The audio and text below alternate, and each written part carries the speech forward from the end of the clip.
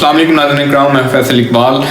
आज का ये व्लॉग बहुत अहम है। वैसे आमतौर पे मैं ऐसे व्लॉग रिकॉर्ड नहीं करवाता, मेरी जगह भी कुछ और होती है व्लॉग बनाने की, लेकिन ये हंगामी हालात में मैंने आपके साथ जो है ना इसको जल्द से जल्द आप तक पहुंचाना ज़रूरी समझा।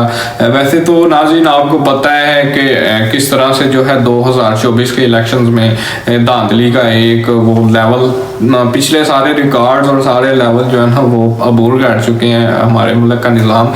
लेकिन आपके साथ अभी एक बहुत ज़रूरी, बहुत अहम ऑडियो आपके साथ मैंने शेयर करनी थी। बस वो ऑडियो मैंने आपके साथ शेयर करनी है। अब धांधली का लेवल आपने चेक करना है, और बाकी जो है ना वो इस पर मैं ज़्यादा लंबा जो है वो तबसरा तो नहीं करना चाह रहा। बेसिकली मैं किसी और व्लॉग पे जो है वो इस वक्त काम कर रहा था, लेकिन उससे पहले मैंने ये व्लॉग जो है वो आप तक पहुंचाना ज़रूरी समझा। आप बस ये ऑडियो जो है वो सुने और बाद में आपसे करते हैं बात।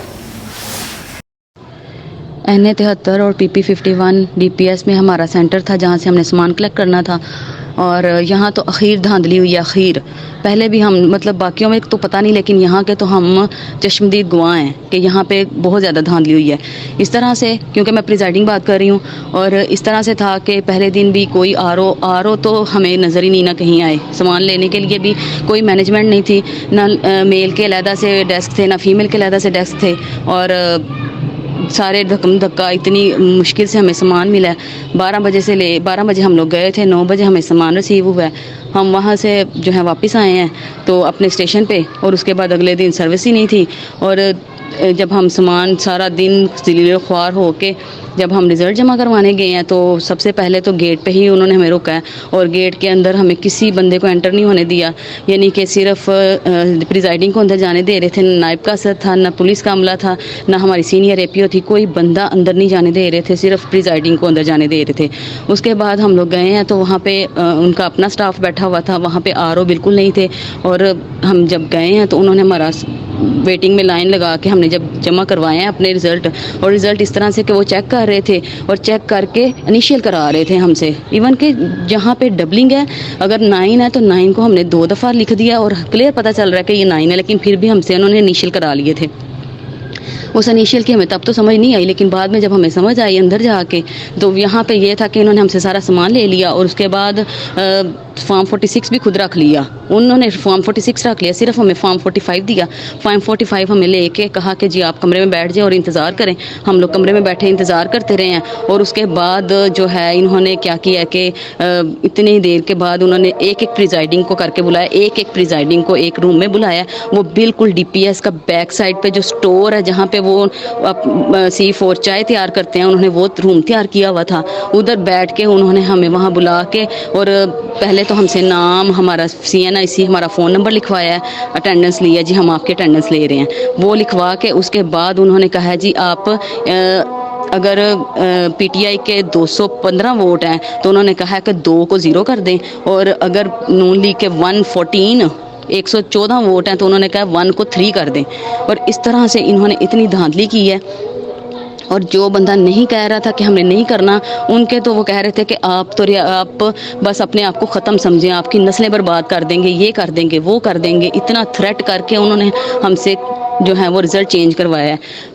बाकी उन्होंने हमसे बार बार इनिशियल लिए हैं, इनिशियल हर हमारी कटिंग पे उन्होंने इनिशियल लिए हैं हमसे, उन्होंने हर, और इनिशियल भी आप देखेंगे कि सिर्फ 2 लोगों के इनिशियल लिए हैं उन्होंने, 2 जगहों पे, एक PTI का और एक PMLN का। सिर्फ इन 2 जगहों पे इनिशियल लिए गए हैं हमसे, ताकि इनिशियल लें, प्रिजाइडिंग के ऊपर डालें कि इन्होंने सारी जो है इनिशियल किया हुआ है, क्योंकि इन्होंने यहाँ पे गलती की है। और गलती क्या है? गलती वो हम खुद करेंगे, जो हम इनका रिज़ल्ट चेंज करेंगे, चाहे 10 से 10 को हम 100 बना दें, 1000 बना दें, वो हमारी मर्ज़ी है। लेकिन इनिशियल तो प्रिजाइडिंग के हुए हुए हैं, और उसके बाद भी हमें फ्री नहीं किया उन्होंने। उसके बाद जब वहाँ पे सब लोगों ने जो है वहाँ पे अपने एहतजाज करना शुरू किया, सब प्रिजाइडिंग ने, और आप देख सकते हैं कि वीडियोस भी शेयर हुई हैं वहाँ पे।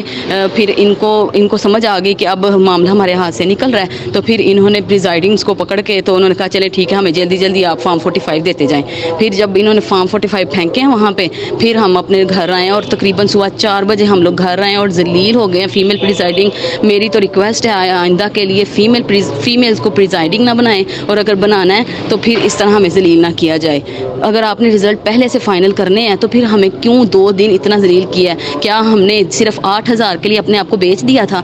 आप लोग हमसे कुछ भी करवा सकते थे, सिर्फ 8,000 के लिए आपने हम लोगों को इतना जलील किया जिसकी कोई हद नहीं है और इसकी कीमत अदा नहीं हो सकती। मुल्क के गद्दार हम भी बन गए हैं क्योंकि हम लोगों ने इनिशियल कर दिए हैं और इस चीज़ का हमें अफसोस रहेगा बहुत ज़्यादा। जी तो नाज़रीन, ये वीडियो आपने सुनी है, बाकी इस पे जो है मज़ीद तबसरा क्या करना है आपने फ़ैसला खुद करना है। मतलब कि ये हमारे मुल्क को जो है ना वो किस नहज पर पहुंचाना चाह रहे हैं, अपने कमेंट सेक्शन में अपनी राय का इजहार ज़रूर कीजिएगा। वैसे जो मेरे व्यूअर्स तो हैं लेकिन अभी कुछ लोग जो हैं वो चैनल को सब्सक्राइब नहीं कर रहे, तो काइंडली इस चैनल को सब्सक्राइब ज़रूर कर लीजिएगा। बड़ी मेहनत से जो है वो आप तक मैं यूनिक और जो है अहम खबरें आप तक पहुँचाने की हर मुमकिन कोशिश करता हूँ। अभी मैंने ये हंगामी हालात में ये वीडियो रिकॉर्ड करवाई है। वैसे मैं किसी और व्लॉग पे जैसे मैंने आपको पहले बताया कि काम कर रहा था, वो भी इंशाल्लाह जल्दी आने वाला है। बाकी आपने चैनल को सब्सक्राइब कर लेना। वीडियो पसंद है तो वीडियो को लाइक ज़रूर करें, कमेंट सेक्शन में अपनी राय का इजहार ज़रूर कीजिएगा। अभी तक के लिए इतना ही, मिलते हैं नेक्स्ट वीडियो में। पाकिस्तान जिंदाबाद, पाकिस्तान जिंदाबाद। अस्सलाम वालेकुम।